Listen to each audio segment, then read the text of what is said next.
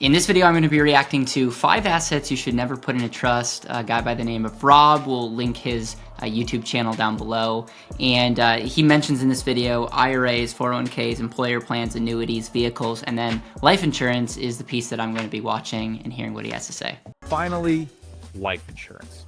There's a ton of confusion around this topic, but generally speaking, life insurance avoids probate by design as long as your beneficiaries are set up properly. That means naming your spouse, your kids, or other loved ones as beneficiaries directly with the insurance company. When you do that, the money from the life insurance policy will go straight to them.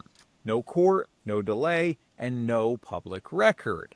But some people make the mistake of titling life insurance policies in the name of their living trust because they've heard about all sorts of different strategies and tax advantages out there today. But in reality, for most people, having your trust own your life insurance policy just causes unnecessary complications without any added benefits. Doing this could actually reduce the flexibility, lead to administrative headaches, or even open the door to unexpected taxes that you were trying to avoid in the first place. Now, there are advanced cases that you may have heard of where people use irrevocable life insurance trusts, also called ILITs, to keep large death benefits out of their taxable estate. But an irrevocable trust is much different than a revocable living trust, which is what most people have.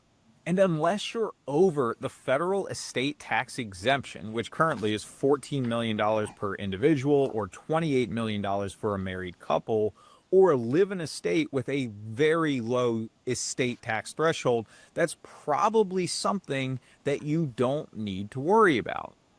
For most families, naming individual beneficiaries or even naming your living trust as the beneficiary without changing ownership of the policy is the best way to go, especially for large policies. Having your trust inherit the life insurance policy can help you maintain control of that money and protect the money from claims, creditors, or divorce after you're gone. Just remember that naming your trust as the beneficiary of the policy is much different than the trust becoming the owner of the policy. And this is the key distinction to keep in mind. All right, yeah, I mean, I think that's a pretty straightforward video. What we're gonna do is we're gonna take a step back. So let's talk about life insurance. What is life insurance? Life insurance is a contract between the owner and the insurance company. Okay, so you want to make sure the insurance company is great, but the owner does not have to be the same person as the insured. Okay, so the owner is the person that is responsible for paying premiums and ultimately has the control of that contract. The most common thing when you're thinking about life insurance is you are the owner and the insured. I'll take myself as an example. I go get a life insurance policy. I'm the owner and I'm also the insured, meaning that I'm underwriting my own life and I'm responsible for the premiums, all that stuff, and then when I pass away, the money gets to go towards my beneficiaries. And now let's say the owner and insured are different people. This is common when people do kid policies. So my daughter, she's not the owner of the insurance policy. She's not 18. So I am the owner. I am paying premiums on her behalf, but she's the insured. And then when she's above 18, I would have the option to transfer ownership if I wanted, but I could continue to maintain ownership and control of that policy. The other common scenario would be if I had a business partner, you could do some type of like the business or you as the individual could still fund life insurance, and there could be a different insured aspect. The other common area is if you're not healthy. Let's say you love the benefits of life insurance, but you're not healthy. You could go that route and say, I'm still going to be the owner of the life insurance policy, but I'm going to have someone that I have insurable interests. Kid, spouse, business owner, maybe a family member, and you just have to be able to justify to the insurance company that, hey, there's a reason why I'm going to be the owner, but they're going to be the insured. And so there has to be what's called an insurable interest there. Now let's talk about the beneficiaries of the trust. So I would agree with him. There's very few cases that having the trust own the life insurance makes sense. I'll talk about that at the end.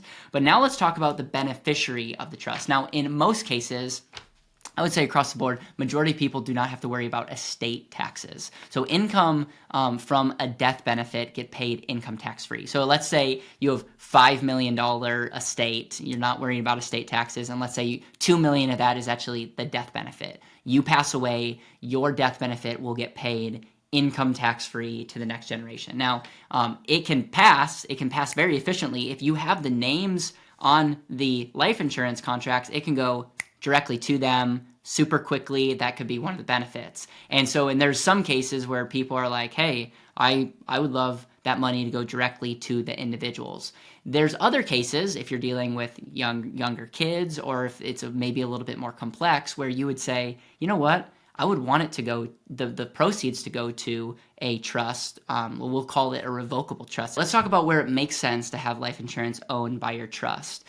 This is going to happen for families who do not want to pay estate taxes. Now you might say, doesn't life insurance pay income tax free? It does, but if your estate is large enough to trigger estate taxes, it doesn't go around the estate tax. And so where you would want the trust to own life insurance, this is where you would want to do some advanced planning and make sure that you're doing this right. This is not something that you're just going to do quickly online. You're going to work with someone that really knows what's going on.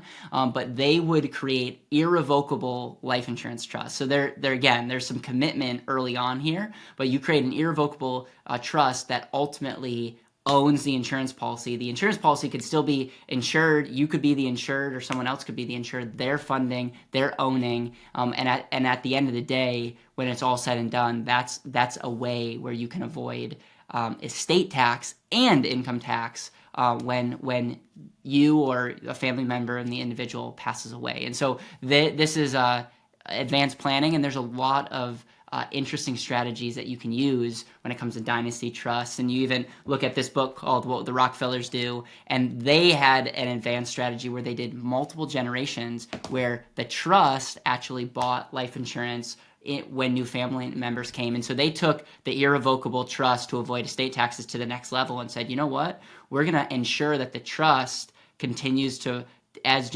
kids continue to get born in our family, we're going to make sure that the trust ensures that life insurance gets purchased. We're increasing our pool of capital, but then actually when kids pass away, ultimately that money is going to go back into the trust. And so it's just a way to keep wealth within the family. And I would say that you can use a version of that, owning your life insurance policies individually, having yourself as individuals, having money go to a revocable trust, or even having your money go to somewhat of an irrevocable trust. All that can work, and where you would want the irrevocable trust to actually own the policies if you're sitting here and have very high likelihood of having some type of estate tax, then it very much makes sense to do some planning. So overall, love this video. Love the fact that people are having these conversations. It's clearly this person doesn't have a big YouTube channel, but this has over 26,000 views, which tells you that this